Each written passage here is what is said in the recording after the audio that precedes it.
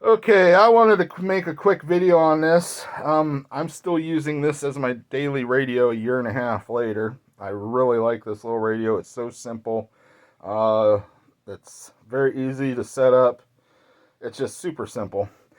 But somebody asked me on one of my other, I think I did a review video on this, and then a video on how to set up the passphrase and or whatever. But somebody questioned me on one of those videos, how do you calibrate this radio?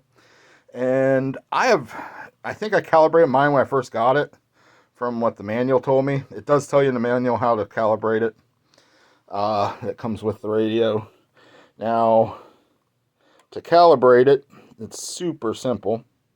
You just need to center your sticks. You can see there's one longer line and a little notch. You want to line those up.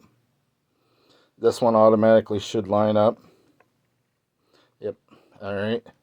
And you want to push both buttons. I find the easiest way is to hit them with my middle and index finger.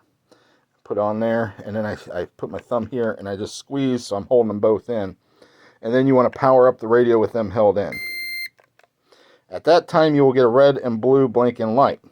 Now, if you do a fail calibration, like I'm not going to move it all the way, it'll just start flashing blue real fast. That's a failed calibration. Okay, now I got to start over. Turn it off. I'm going to center my stick.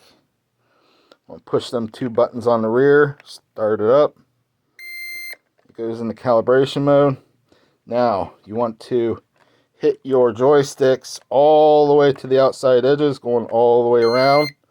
You'll get a beep, and then it'll go back to normal operating mode, which I put mine on mode 2, 250 watts, and then that's just your power indicator.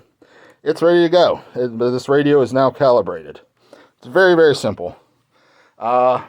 If you're just getting the fast blue flashing light instead of going back to the regular mode, then I would say you may have a bad pot on one of your gimbals. There are 4 pots in it. You got your 4 channels, up, down, side to side. So up and down, the pot's going to be on the side. Yeah, you'll have a pot on the back and forth sides on both those. Anyways, you can get a bad pot, especially if you store your radio in a damp environment.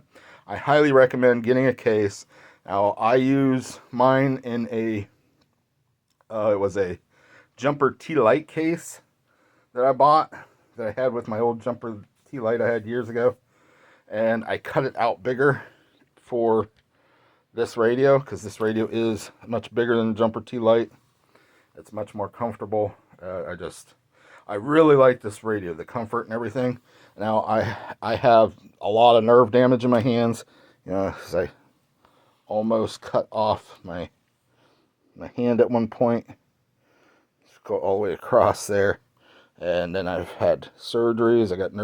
I have no feeling in this finger at all. And a couple other fingers. But anyhow, so I put these grippies on it, which help me from dropping the radio. I drop a lot of stuff because of nerve damage in my hands. But anyhow, I'm really picky on a radio. I've had dozens of radios, at least, over the years. And this is within the top 5 of what I would say. I have not had that new Radio Master GX12, which probably is going to be one of the best radios out there. I really wish they would do a Zorro V2. The Zorro batteries just really disappointed me. I gutted my Zorro. My buddy has it now and using it. He loves it. So, and I liked that radio. I just wanted something with more power, and this one has 500 milliwatts. Now, I do want to do an antenna mod on it. I'm actually leaving this radio finally. I'm going to keep this one forever because I like it. It's one of my favorites. I'm going to say probably in the top 3 radios, really. I'm switching to the Jumper Bumblebee just because I like the feel of it and the shape. It does have a little bit shorter strokes and not as much definition. I don't know if I like it or not. I have not started flying it. This is still my daily at the moment. I did take off my good aluminum things because I'm a thumber, and put on the other radio, and I put these ones on, but I've been flying it with these. These are just 3D printed TPU stick ends, so they work pretty good. I do like my aluminum ones better. The ones that everybody complains that gives them calluses on their thumbs.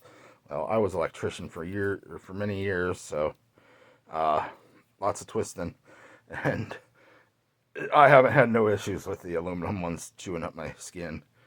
I guess you just got to be a real man with real skin. So that's just a joke. I'm just screwing around. But anywho, I hope this video helped somebody out on how to calibrate this radio. Sorry, I started rambling.